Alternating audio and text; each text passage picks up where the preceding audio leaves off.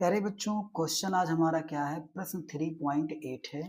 क्या कहता है प्यारे बच्चों कि 8 वोल्ट विद्युत वाहक बल की एक संचायक बैटरी जिसका आंतरिक प्रतिरोध 0.5 ओम है को श्रेणी क्रम में 15.5 15.5 ओम के प्रतिरोधक का उपयोग करके 120 वोल्ट के डीसी स्रोत द्वारा चार्ज किया जाता है। चार्ज होते समय बैटरी की टर्मिनल वोल्टता क्या होगी और चार्जकारी परिपथ में प्रतिरोधक को श्रेणी क्रम में संबद्ध करने का क्या उद्देश्य है? तो कह रहा है कि 8 वोल्ट का विद्युत वाहक बल की एक संचायक बैटरी है। तो यहाँ पे हम लिख देते हैं प्यारे बच्चों, ऊपर वाली जो है 8 वोल्ट की बैटरी है और जिसका आंतरिक प्रतिरोध कितना दे रखा है प्यारे बच्चों? आंतरिक प्रतिरोध दे रखा है 0.5 ओम दे रखा है। ठीक है, फिर इसको क्या करता है कि 120 वोल्ट की डीसी स्रोत द्वारा चार्ज किया जाता है। ये बैटरी 120 वोल्ट की लगी हुई है और एक बाहर का प्रतिरोध है 15.5 ओम का। 15.5 ओम का बाहर का प्रतिरोध है। तो कह रहा है चार्ज होते समय बैटरी की, चार्ज ये वाली बैटरी हो रही है, ऊपर वाली बैटरी चार्ज हो रही है, तो इसकी टर्मिनल वोल्टता क्या होगी, ये आपसे पूछ रहा है। देखिए, बड़ा वाला जो होता है वो प्लस होता है, छोटा वाला क्या होता है? माइनस होता है। ए भी प्लस है और ए भी माइनस है। बात समझिएगा कि जब इसको जोड़ा जाएगा तो जो हमारा करंट प्यारे बच्चों फ्लो होगा, जो हमारा धारा फ्लो होगा, धारा किस डायरेक्शन में फ्लो होगा प्यारे बच्चों? तो प्लस से माइनस की ओर बहेगा, माने धारा हमारा ऐसे बहेगा, इस डायरेक्शन से होते हुए हमारा करंट जो है ऐसे आएगा। ठीक है, ये बात आपको समझ में आ गई। तो जो जो चीजें यहाँ पे दे रखी हैं वो आपको लिखना ही पड़ेगा। यानी करंट जो प्यारे बच्चों प्लस से इस तरह बह रहा है ना। अब जो, क्योंकि 8 वोल्ट की बैटरी है और 120 वोल्ट की बैटरी है, तो इसका हम प्यारे बच्चों निकालेंगे प्रभावी विद्युत वाहक बल। क्या निकालेंगे? प्रभावी विद्युत वाहक बल निकालेंगे। ठीक है, तो यहाँ पे जो चीज दे रखी है 8 वोल्ट विद्युत वाहक बल की एक संचायक बैटरी है, यानी इसको हम प्यारे बच्चों E1 लिख सकते हैं। क्या लिख सकते हैं प्यारे बच्चों? इसको लिख सकते हैं E1।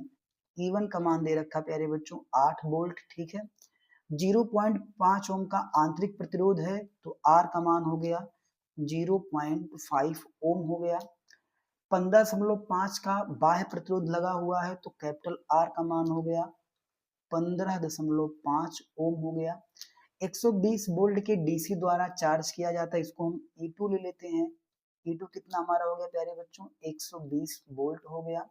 और हमको टर्मिनल वोल्टता यानी बी का मान हमसे प्यारे बच्चों पूछ रहा है। ठीक है, इतनी बात समझ में आ गई। चलिए इसको हम लोग सॉल्व करते हैं प्यारे बच्चों। अब क्या करेंगे यहाँ पे प्यारे बच्चों? यहाँ पे पहले हम निकाल लेते हैं प्रभावी, क्योंकि यहाँ पे विद्युत वाहक बल दो हैं, दो बैटरी लगी हुई हैं, तो हम प्रभावी विद्युत वाहक बल निकालेंगे। क्या निकालेंगे? प्रभावी प्रभावी विद्युत वाहक बल। प्रभावी विद्युत वाहक बल प्यारे बच्चों यहाँ पे निकालेंगे। कैसे निकालेंगे?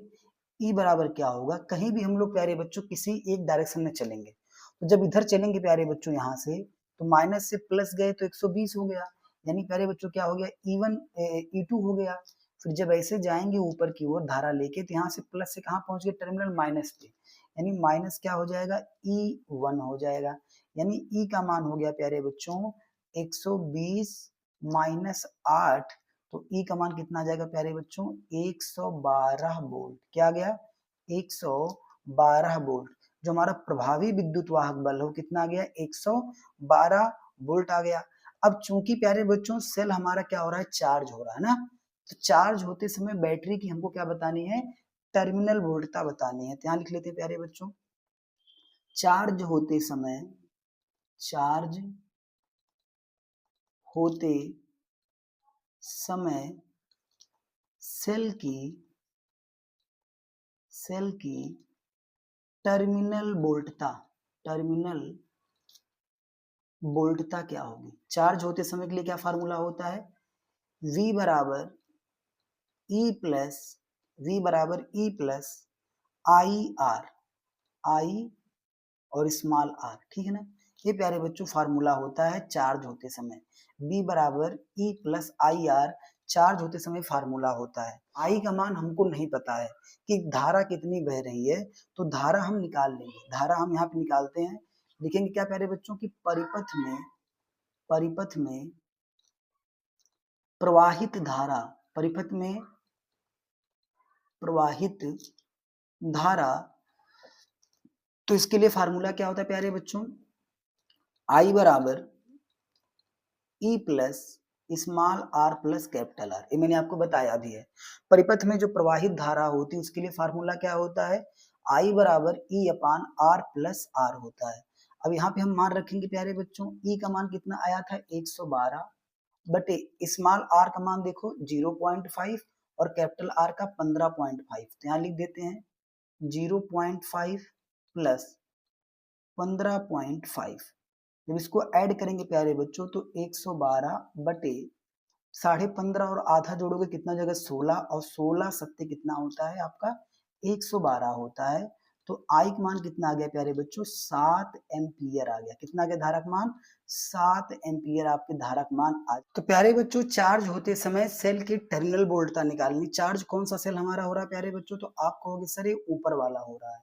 तो ऊपर वाले का विद्युत वाहक बल कितना प्यारे बच्चों है, 8 वोल्ट है। तो फार्मूला यहाँ पे क्या हो जाएगा, B बराबर E1 प्लस IR हो जाएगा, ठीक है ना। तो E1 कितना होगा प्यारे बच्चों, तो E1 आप कहोगे सर E1 कितना है, 8 वोल्ट है। यहाँ पे देखो 8 वोल्ट का सेल है, तो यहाँ प्यारे बच्चों हम 8 रख देंगे, प्लस धारा कितनी बह रही है, तो आप कहोगे 7 एम्पियर धारा बह रही है। और आंतरिक प्रतिरोध कितना है, तो 0 पॉइंट प्यारे बच्चों 5 है।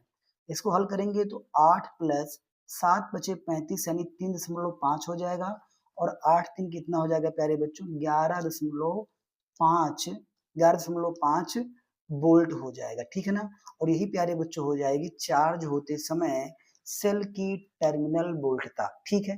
अब आगे क्वेश्चन दे रखा प्यारे बच्चों कि चार्जकारी परिपथ में प्रतिरोधक को श्रेणी क्रम संबंध करने क्या उद्देश्य है प्यारे बच्चों, तो इसका उद्देश्य क्या है, इसका उद्देश्य प्यारे बच्चों धारा को नियंत्रित करना। धारा को क्या करना, नियंत्रित करना। क्योंकि हम प्रतिरोध क्यों लगाते हैं, धारा को नियंत्रित करने के लिए ही लगाते हैं, क्योंकि अगर ऐसा नहीं करेंगे तो परिपथ में प्यारे बच्चों धारा की सप्लाई बढ़ जाएगी ना, तो बैटरी हमारी जल भी सकती है। तो धारा को नियंत्रित करने के लिए हम लोग प्रतिरोध लगाते हैं। और ये प्यारे बच्चों आपका सवाल था जो कि मैंने आपको अच्छे से बताया। बस चार्ज होते समय सेल की जब टर्मिनल वोल्टता निकालोगे तो वहां पे प्यारे बच्चों सेल का ही रखना है, आपको ई जो होगा वो सेल का ही रखना है और आपका उत्तर आ जाएगा। वीडियो अच्छी लगी तो एक लाइक करिएगा, चैनल पे नए हैं सब्सक्राइब करिएगा। मिलते हैं प्यारे बच्चों नेक्स्ट वीडियो में।